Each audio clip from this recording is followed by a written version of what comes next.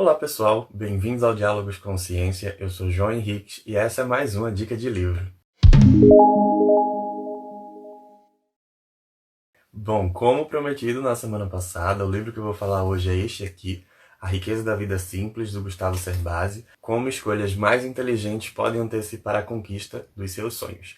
É um livro publicado em 2019 da editora Sextante. Na contracapa do livro, Gustavo Cerbasi ele deixa uma indagação que é bem pertinente. Você trabalha para viver ou apenas vive para trabalhar? E aí ele fala que uma vida rica pressupõe a realização de sonhos. Se você não está alcançando nada do que sonhou, talvez precise rever o seu estilo de vida. Esse não é o primeiro livro dele, ele até fala que ele relutou um pouco depois de 15 obras a fazer essa obra daqui, mas ele acha que é uma obra bem completa e bem atual. E se você pensa nesse contexto de pandemia da Covid-19, é super atual mesmo, porque aí a gente consegue reduzir ao máximo o nosso padrão de vida e ficar no que seja uma vida simples, porém muito confortável e muito satisfatória. Aí ele coloca que, em vez de abrir mão de qualidade de vida para manter um padrão incompatível com a sua realidade, ele vai propor reduzir os custos fixos, adotar o minimalismo e ter fartura apenas do que é genuinamente importante para você. Importante destacar também que quando a gente fala de liberdade financeira, educação financeira, conhecimentos, alfabetização financeira que seja, a gente está falando de coisas que são muito personalizadas. O que eu entendo por liberdade financeira pode ser muito diferente do que você entende por liberdade financeira. O custo de vida mensal que eu tenho é muito diferente do custo de vida mensal que você tem. Porque a gente tem consumos totalmente diferentes. Nós temos formas, práticas, hábitos, crenças que são diferentes.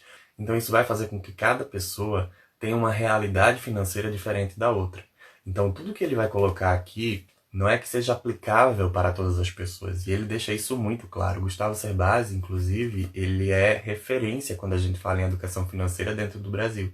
Tem outros tantos livros dele, inclusive eu vou trazer outros aqui no decorrer das semanas, mas nesse aqui que eu decidi trazer como primeiro, não foi o primeiro livro de educação financeira que eu li.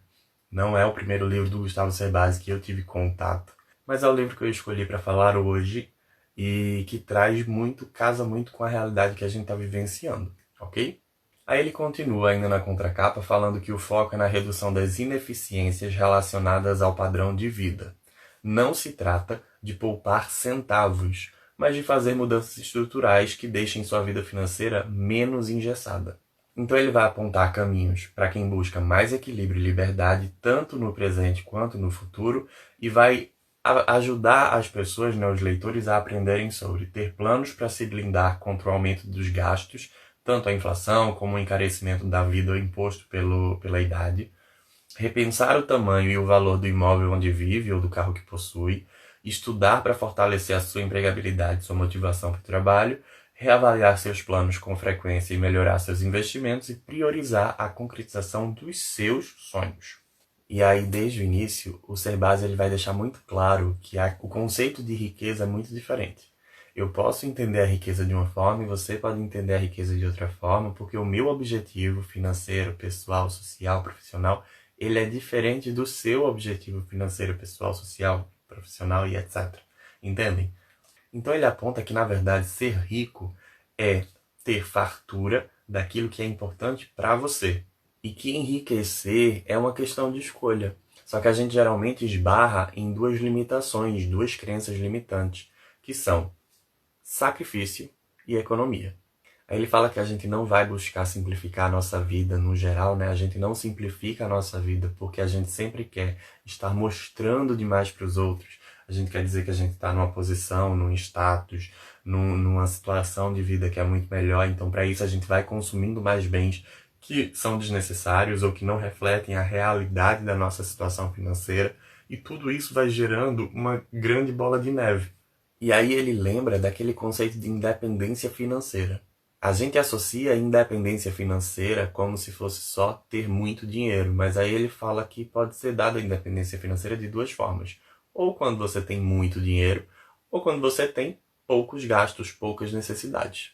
e aponta que, no fundo, o seu sucesso só vai depender de você. Não adianta você ficar bajulando familiares ricos, não adianta você ir atrás de loteria, investimentos milagrosos, cair em situações como de pirâmides financeiras, negócios que prometem ganhos rápidos e fáceis e que, na verdade, não dão resultado, na verdade, dão prejuízo, né? Ele vai falar que, independente de quanto você tem ou ganha, se você fizer escolhas conscientes, pautadas em uma vida de qualidade, mas não de luxo no presente, seu futuro pode ser muito mais tranquilo e sem privações. E sua vida pode ser muito mais rica do que foi até hoje, mas isso desde que você redefina o que você realmente quer e fortaleça as suas habilidades para conquistar tudo isso. E então ele ressalta uma máxima dentro da educação financeira que é: gaste menos do que você ganha e invista bem a diferença. Porque, segundo o autor, óbvio, o que determina a nossa saúde financeira não é quanto a gente ganha ou não é quanto a gente tem investido. Na verdade, o que define a nossa saúde financeira são os nossos gastos, é o que nós consumimos. Isso é que vai determinar se a gente vai ter dificuldades financeiras ou não.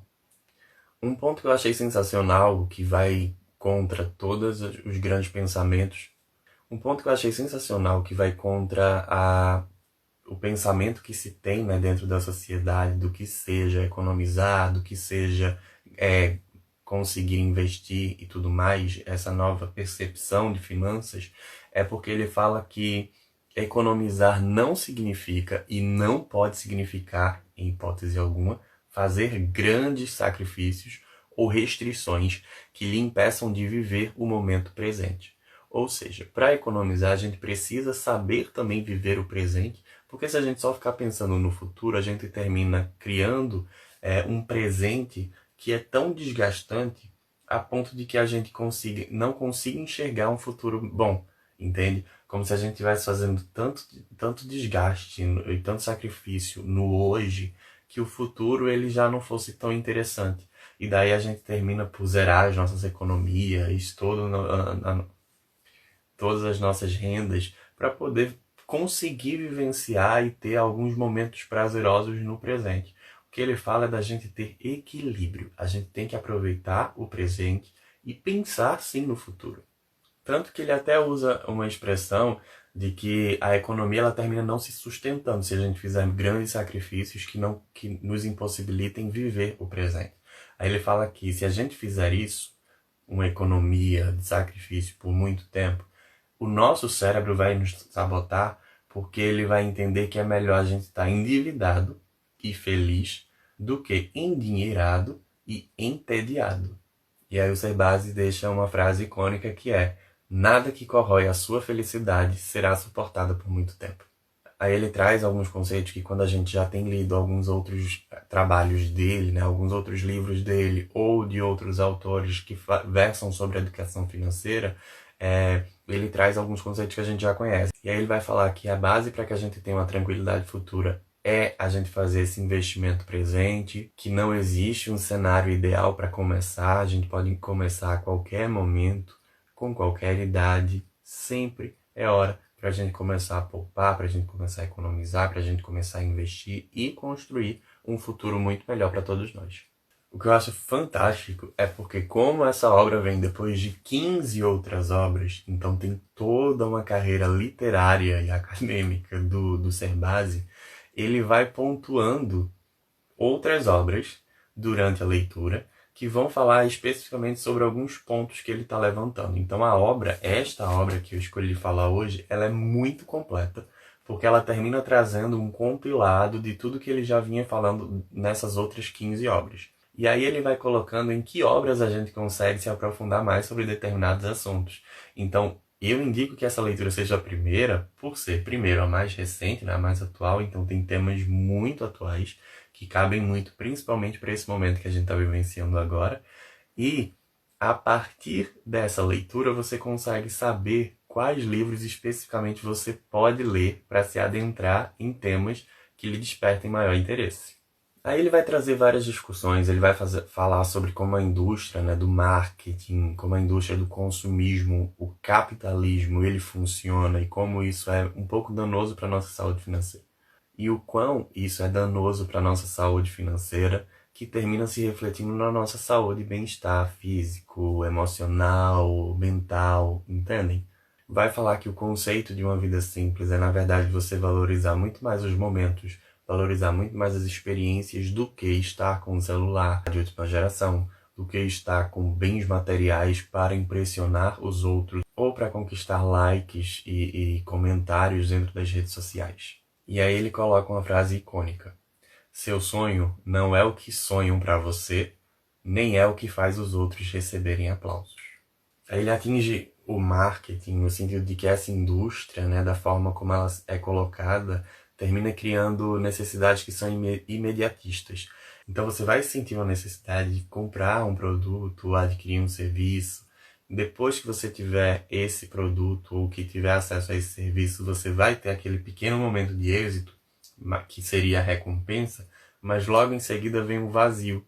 E esse vazio, ele vai ser suprido apenas por uma nova necessidade que vai passar pela mesma situação de você adquirir, comprar, consumir aquilo, para depois você ter a recompensa e o vazio. E é um ciclo vicioso que você precisa ter consciência, ou seja, refletir sobre ele para que você consiga parar. Então, até a questão de patologias mesmo, ele vai falar que tudo isso a gente consegue suprir quando a gente entende, quando a gente se torna consciente de como as coisas funcionam, de como nós funcionamos também, de como as nossas finanças elas estão, para que a gente consiga entender tudo, refletir sobre tudo isso e adotar um modelo de vida que seja adequado ao nosso modelo de vida. Segundo Cerbasi, é necessário termos conscientização, educação para o consumo, educação financeira e educação de modo geral. Uma vida mais rica é uma vida de mais experiências. Nada define melhor o conceito de riqueza do que liberdade de escolha, e a dificuldade de muitos não está em ter ou não ter, mas sim em saber o que é preciso ter. Então é isso, indico super essa leitura. A Riqueza da Vida Simples, como escolhas mais inteligentes podem antecipar a conquista dos seus sonhos, Gustavo Cerbasi, 2019, da editora Sextante. Ok? Na próxima semana a gente se vê e conversa, dialoga sobre um novo livro. Abraços e até a próxima semana.